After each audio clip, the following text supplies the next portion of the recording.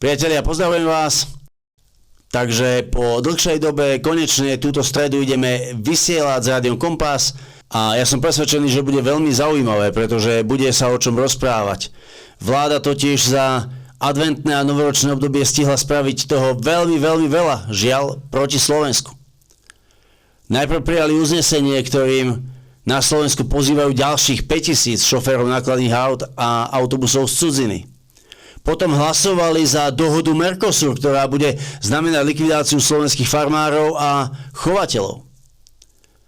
Následne dohodli poradenstvo s americkou Rothschildovskou firmou na výstavbu novej jadrovej elektrárne, ktorú bude realizovať alebo ktorú budú realizovať americké firmy, ale zaplatia to slovenskí daňoví poplatníci. A nakoniec sa pozrieme na veľmi vlažné vyjadrenia slovenských politikov na teroristický útok Spojených štátov amerických na Venezuelu. Priatelia, srdečne ste všetci pozvaní túto stredu o 20. na Rádiu Kompas. Budeme si hovoriť veci, o ktorých sa mlčí už nie len v mainstreame, ale žiaľ čoraz viac aj na alternatíve. Ako ste však zvyknutí, Rádio Kompas si servítku pred ústa nikdy nedávalo a tak to bude aj v tomto roku.